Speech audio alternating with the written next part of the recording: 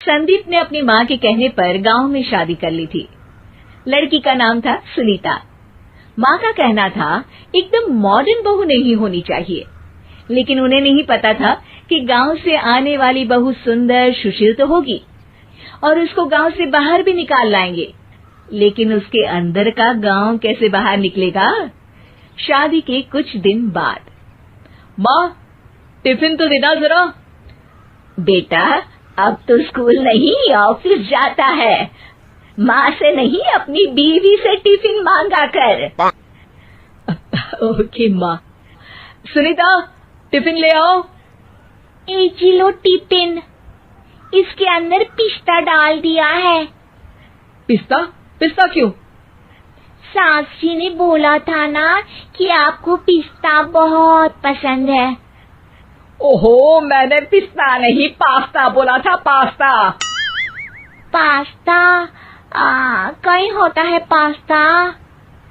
अरे बेटी तू रहने दे, मैं बना दूंगी। अच्छा किया कि पाव भाजी बनाने का नहीं बोला, वरना किसी के पाव बना देती है। सुनीता को बुरा लगता है, लेकिन उसकी नादान हरकतें कम नहीं होती। ऐसे ही एक दिन, अरे तुमने ये क्या लगाया है? अरे आप वो फूस फूस करके लगाते हैं ना, वही। डियो? का दियो? किसको दियो? अरे वही ना जिससे खुशबू आती है। हाँ हाँ सही पकड़े हैं। अच्छा लेकर तो आना। कौन सा डियो लगाया तुमने? अभी लेकर आते हैं जी। संदीप की बात मानकर सुनीता अंदर से खुशबू वाला फुसफुस लेकर आती है। ओएमजी! ओएमजी मतलब ओ माय गणेश ना। अरे ओएमजी छोड़ो, और ये खुशबू वाला फुसफुस की बात कर रही थी तुम? हाँ इसी की, फिर से सही पकड़े हैं। अरे देवी, लेकिन आप सही नहीं पकड़े हैं, ये डियो नहीं है। डियो नहीं है तो क्या लियो है? अरे ये रूम फ्रेशनर है, जिसको कमरे में छिड़कते हैं, खुद पर नहीं। कोई बात नहीं, माँ कहती थी आत्मा किराएदार है, शरीर एक किराए का कर्म। हम शरीर पे ये डाल लिए तो क्या फर्क पड़ जाएगा। अरे बहू, ओ बहू, मेरे लिए फल तो ले आ, फिर मैं बाजार जाऊंगी। सुनीता अपनी सास के लिए फल लेकर आती है।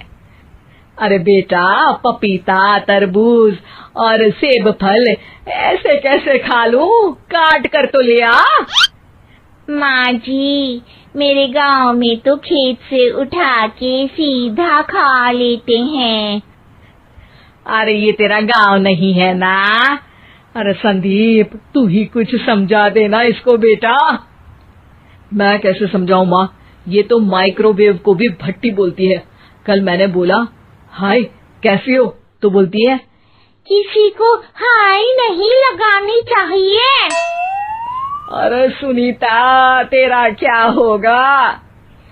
अभी तो कैसे बताऊं माँ जी, अभी हम कुछ करेंगे फिर पता चलेगा क्या होगा, लड़का या लड़की। हे भगवान, कहाँ से आ गई है? रामपुर से जी, आप ही तो लेकर आए थे मुझे।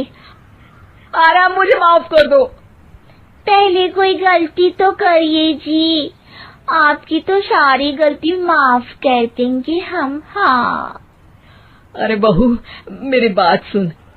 फल यानी कि फ्रूट जब भी लाए ना तो काट कर लाना, ठीक है?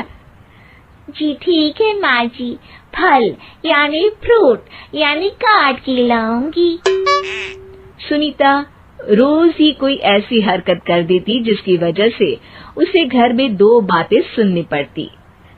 एक दिन, माँ मेरे बॉस घर पर आने वाले हैं शाम को, उनका बर्थडे है, फैमिली साथ नहीं रहती उनके, तो यही पार्टी कर लेंगे। उनको अच्छा लगा तो शायद मेरा प्रमोशन भी हो जाएगा। मैं ना फ्रूट केक लाकर फ्रिज में रख दूंगी और तेरे साथ आज खाना मैं बनाऊंगी, ताकि जब साहब आए तो खाने में कोई गड़बड़ ना हो। शाम को जब सारी तैयारियां हो जाती है, संदीप के साथ बड़े साहब भी घर आते हैं। फ्रूट केक तो ले आना बहू, फिर खाना खाएंगे।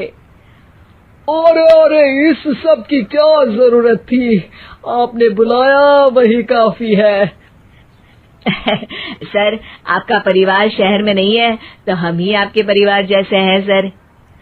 इतने में ही सुनीता फ्रूट केक लेकर आती है और बड़े साहब की टेबल पर रख देती है, और जैसे ही केक के ऊपर का बॉक्स हटाती है, ओह, ये क्या है? केक तो कटा हुआ है। मैं तो ऐसा नहीं लाई थी। आप मुझे शाबाशी दे सकती है माँ जी, मैंने ही केक काट दिया। आपने कहा था ना, फल यानी फ्रूट यानी हमेशा काट के लाना।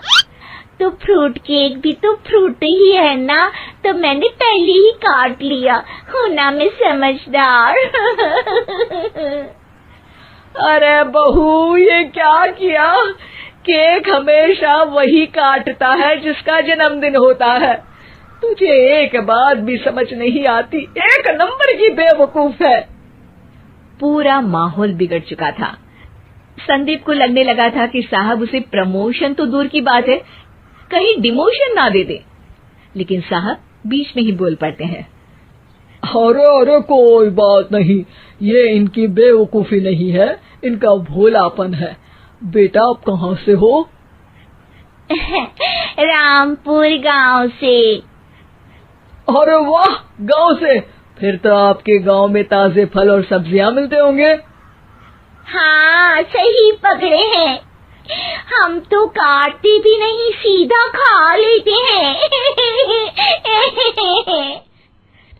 मैं ना एक बार तुम्हारे गांव घूमने जरूर चलूंगा।